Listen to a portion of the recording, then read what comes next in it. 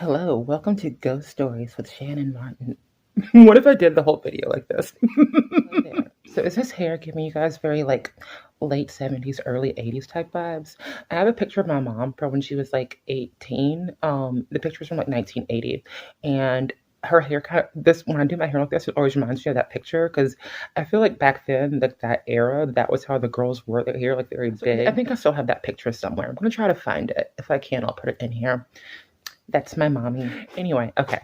So I wanted to do a video where I was gonna just like sit in front of the camera and talk to you guys like I usually do. But what I ended up doing is I wrote out everything I wanted to say. And then I actually tried doing takes of this where I was like looking back at the notebook and it just felt really awkward. So I feel like I get really nervous trying to do that, and I need to figure out a better system for this. I really should get like a teleprompter or something to do these kinds of videos. So in the meantime, I do think it'd be better just for me to do like the format I've been doing lately, where I do like an audio file, and then I'll come back at the end of the video as we can discuss what I talked about a little bit more. But I thought I'd pop in just for a quick sec, just to say hello and to show off my hair. I spent forever on this hair, y'all. This is like one of my favorite hairstyles to wear, but I feel like it can go off the rails like really easily. Like I do like little spiral curls and then I like brush them up and then I ended up like brushing it out because I feel like they still looked too like ringlety, and I'm not trying to go for Shirley Temple. But I think now that I did this last night and I feel like now that I've let it sort of fluff out a bit, it looks a lot better. It was looking kind of crazy earlier. But anyway, so this is going to be a topic that I have a hard time talking about it because like I'm going to fess up to some things and I'm a little afraid of you guys judging me, but I feel like at the same time it feels good to kind of get it off of my chest and say what I learned from it. So without further ado, let's get started. So I have a little confession. I went through a phase, especially after getting my facial feminization surgery, where I was a bit of a mean girl. Okay, not even just a bit. I was a mean girl. I looked down on trans women who I thought didn't try hard enough to look like a doll. Okay, doll is like the modern slang word for her. I guess like HSTS subtype basically. Usually like the trans women that like do all the makeup and the surgeries and everything. But anyway, I would look down on trans women who did not try to fit that aesthetic. And I had this group of trans friends online and we would like obsessively send screenshots of trans women with like receding hairlines or like manlier features. Actually, like whenever I scroll through my Google photos from like 3 years ago, I still find these screenshots. Like that's how deep that obsession went. It would simultaneously make me feel better about myself while also triggering my insecurities. So I would even leave mean comments on other trans women's videos so that other people do that kind of thing to me on my channel, but I've done it to other people too. And I'm not proud of any of this. In fact, I'm really ashamed of myself for it. The fact of the matter is that I was a bully. I may not have thought of myself that way at the time. Back then, I would rationalize it to myself. There is a bad transgender in our midst. The bad transgender is not a real transgender like me. But over time, those rationalizations have fallen apart. And eventually, I was just left with the simple fact that I was the asshole. I hurt people. They didn't deserve that. And I'm sorry. I read a few articles online recently about the mean girl phenomenon, and the overall impression I got is that while I'm sure that some women behave this way because they are narcissists or psychopaths, most women behave like mean girls because of their own insecurity, their own fear of not measuring up, and because of their desire for social status. A lot of it boils down to desire for social status, and only a scarce few get to be one of the popular girls.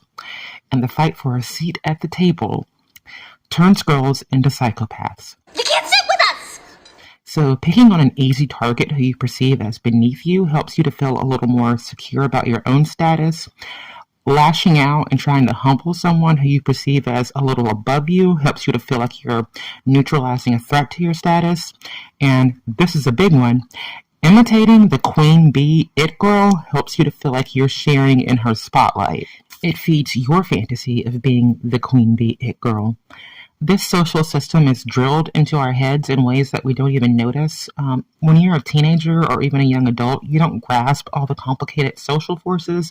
All you recognize is your very human desire to be the it girl, to be the pretty girl who gets all the attention and all the cute guys. And before you know it, you're behaving like a fucking psychopath. I see the same dynamic play out among the dolls, okay, online. And I think that since most of us transition in our late teens or early 20s, we go through our mean girl phase a little later sometimes because I feel like we didn't get to get it out of our system as teenagers as much.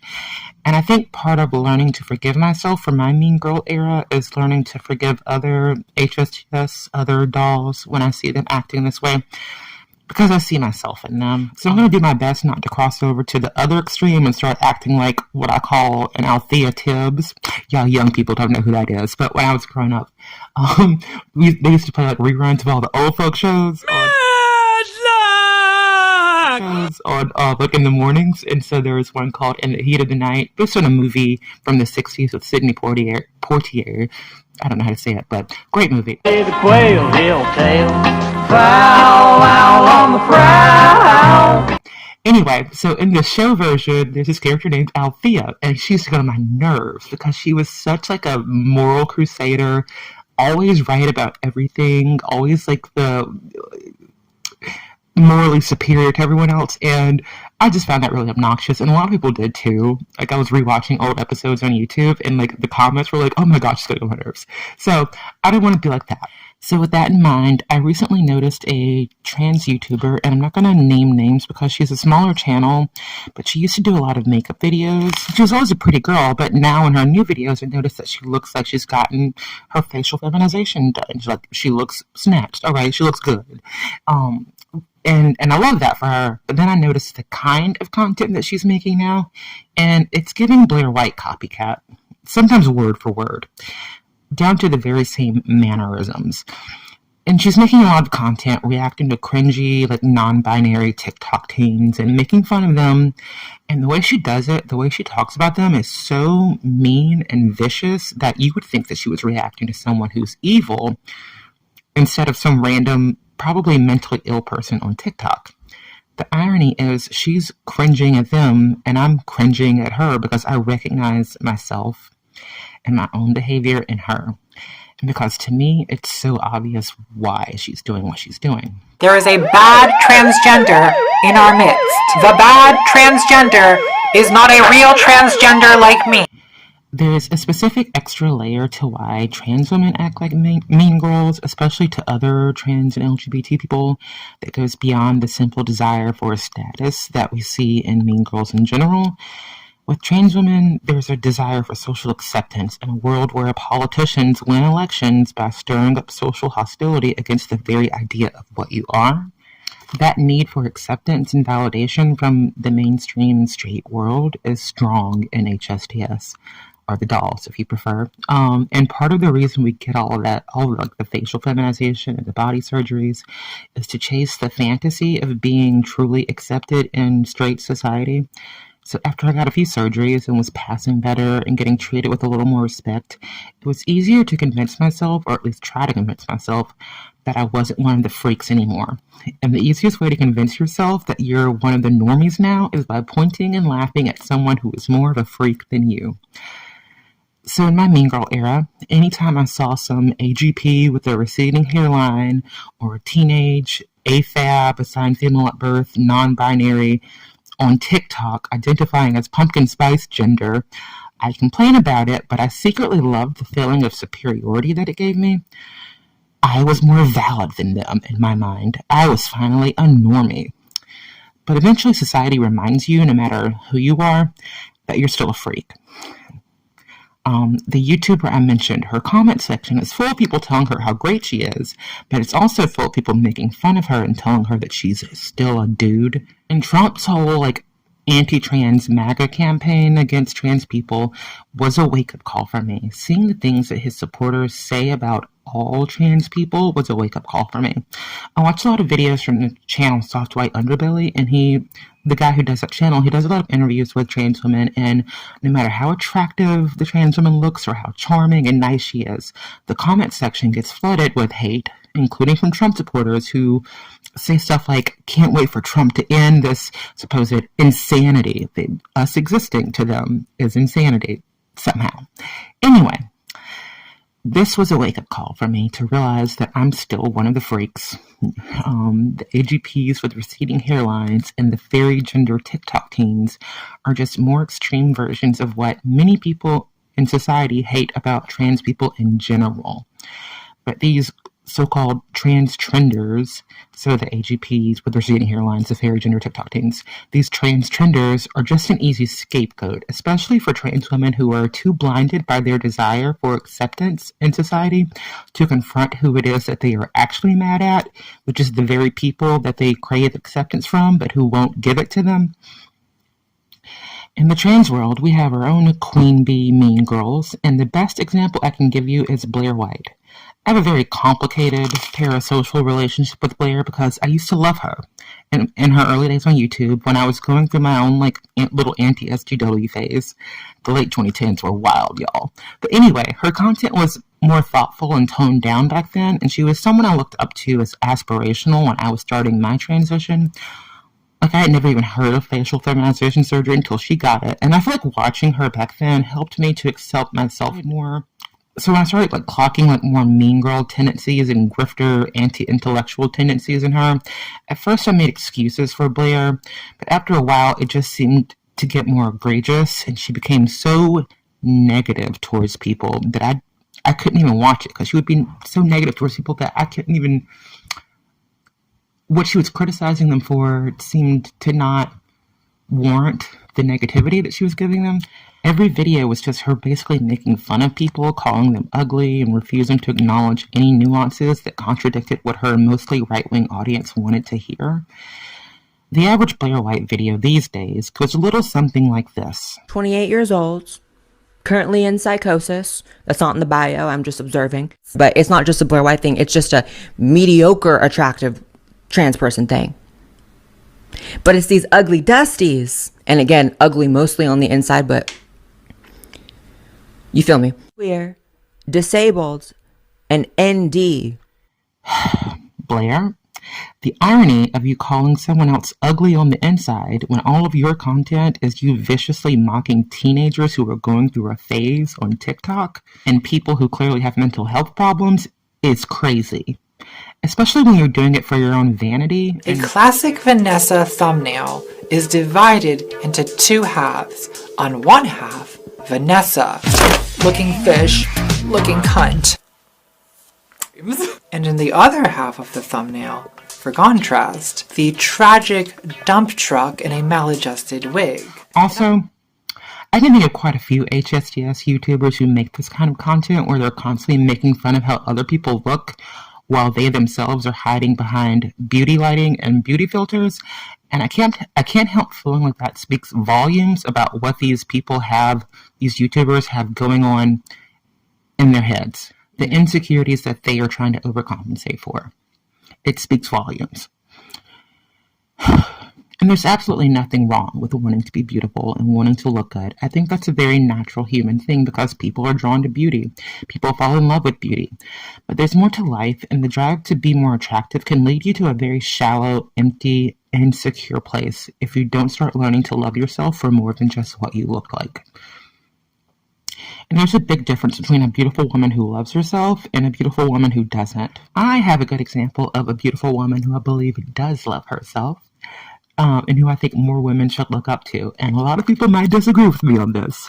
But that woman is Tyra Banks. Okay, I like Tyra, her crazy self.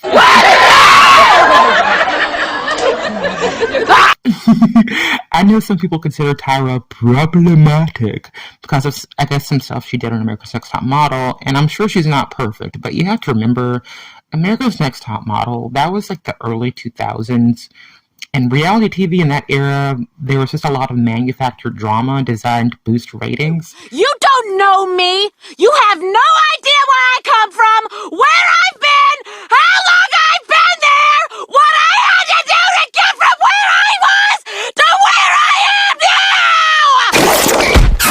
now! So a lot of it wasn't even real. But anyway, my read on Tyra, and I could be wrong about this, but my read is that this woman is happy, okay? She loves herself.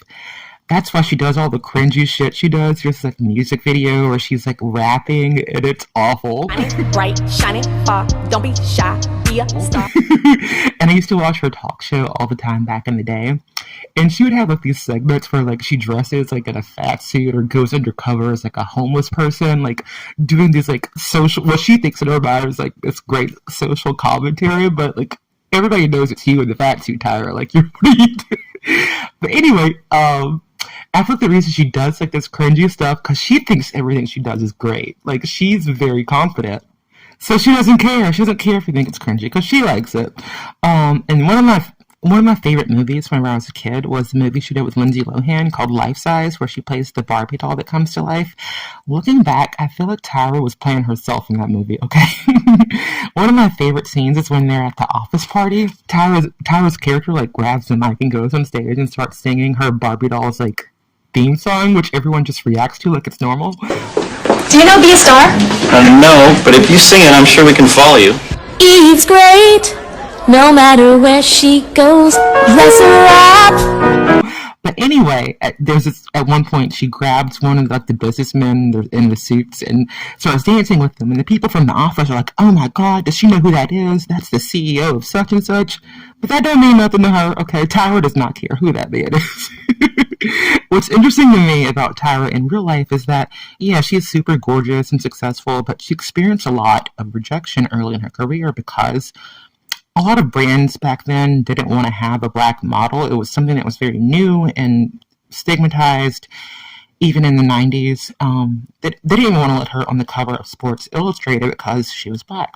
And as much as that might have stung, I think that deep down, Tyra was like, I know I got it, okay? I know I'm beautiful. My catwalk is on fleek. I could smile. She knew she was beautiful, and she knew that the people rejecting her or trying to make her feel like she wasn't good enough, she knew they were wrong. And she refused to believe that she was inferior, and that's why she was able to advocate for herself and became the first black woman on the cover of Sports Illustrated. I think what I understand about Tyra now that I didn't understand when I was younger is that she wants to help other women feel good about themselves too, because she knows what it's like to be told that she's not good enough. I remember watching a segment she did on her talk show where she was teaching the female guests how to do like supermodel makeup. And then smile. Ding, ding, ding, ding, ding. Ding, ding, ding, ding, ding. Got it? Ding, ding, ding, ding, ding. Ding, ding, ding, ding, ding. Say it. Ding, ding, ding, ding. And I could be wrong about this, but I got the impression that she probably knows that some women may look at someone like her and think, oh, I wish I could look like that. I'll never look like that. And I think her message to them was basically, actually, yeah, you can. Like, I'm not that special. And so she showed them how to look like that and how to find that within themselves. I also think it's very telling. Something that I love about Tyra is she does not care if she gains 15 or 20 pounds. Okay, she doesn't care about gaining weight at all. She used to always say on America's Next Top Model that perfect is boring. Okay, and I get what she's talking about now because she knows that gaining a little weight doesn't make her suddenly ugly. It just makes her a beautiful woman who happens to be a little curvier now. But for some reason, people have a serious problem when I look like that. All right? When I look... So I have something to say. To all of you that have something nasty to say about me or other women that are built like me, women that sometimes or all the time look like this, women whose names you know, women whose names you don't, women who've been picked on, women whose husbands put them down, women at work or girls in school. I have one thing to say to you. Kiss my fat ass. And that, my friends, is self-love. Hating yourself for gaining 5 pounds or mocking another woman for gaining 5 pounds is self-hate. All right. I'm a little nervous. What'd you think? A little hard to look you in the eye after admitting to some of the things that I did. Yeah, I had a mean girl phase, and I'm not proud of that. So it was pretty shitty of me, but I also feel like it's taught me to be a little bit less judgmental of people who do things that I disagree with and that I think are wrong, because I think we all have like negative traits within ourselves that we also notice in other people. And so it doesn't really help so much to just call someone an asshole. I mean, maybe for some people it does, but In most cases, I think that it's better to like share how you also experience those. You do those things that you're not proud of, and because it's something we all have within us. We all have those negative traits within ourselves. It's something we're most of us, at least, are capable of. So I think it helps more to fess up to this kind of stuff so that you can relate to people more and they can see that, oh, I'm not like, if you just call them an asshole, they're going to probably not want to believe that about themselves and double down. But if you like admit that you do this stuff too and that's how you realize it's wrong, I think that could help people to relate to you more.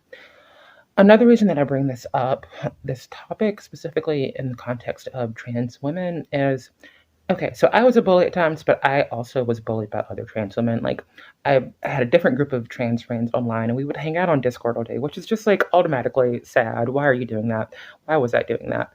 But hang around out on Discord all day, and eventually they turned on me, and I was getting bullied by trans women who like would literally like inject all this different stuff in their face, trying to look perfect. And because I had not done all of that, so in their minds, I didn't look as feminine as they thought is ideal. Um, they would bully me for that. And I find it crazy because even back then I was like, no, you're wrong. And I was also like, girl, I don't want to look like you. Because like this is what I think is very toxic and like scary about that mean girl tendency and that superficiality is it can lead you to doing stuff like injecting all that in your face and getting too much done, and it ends up like defeating the purpose. Like you end up, it's not making you look prettier, you're actually starting to look crazy, you know what I mean? And that's a road that I feel like a lot of trans women can easily go down. That desire to fit in, to prove yourself, to be perfect, and like eventually you have to realize that it's okay to not be perfect.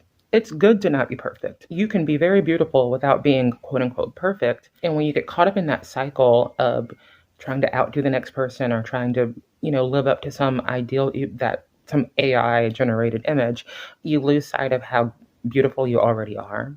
I just don't want that to happen to anyone that I care about. And also, bullying is just not nice. I've mentioned before a lot that I always looked up to the actress Shannon Doherty from Charmed, and when she passed away this summer, it affected me a lot. And I went back and watched a lot of her stuff, but I especially love this clip. I've used it a few times in my videos, where she's like promoting her new book and she went on like a Fox News show, and one of the anchors on there, I clocked this, maybe I'm wrong, but was not taking her seriously. It was kind of like mocking her, like who is this like has-been celebrity that wants us to read her books? So ridiculous, that type of thing. And she pretty much told that man to his face that he was a fucking bully. I give the definition in that book of what a badass is. It is clearly defined that, bullying people, that is not badass. That's wrong. That's way that's wrong. Bad. So that's just plain bad. That's just plain bad. That's just plain wrong. You're not a nice person. Okay. Period. And like rewatching that, it really affected me a lot because now when I catch myself having those tendencies, I realize that's not right. I think one of the reasons I always loved her is because like after my mom died, I saw her as sort of like a maternal figure, and I realized that like if I act that way, she wouldn't be proud of that. My mom wouldn't be proud of that. So if you don't like being bullied, then why do it to someone else? You know what I mean? But anyway, yeah. That's my message. That's what I learned. So I'm going to wrap it up here. But if you guys have any other topics that you'd like to hear me talk about, then feel free to mention them below and hopefully I can get to it at some point. But in the meantime, I'll see you guys next time. I hope everyone has a great day. Bye. Love you.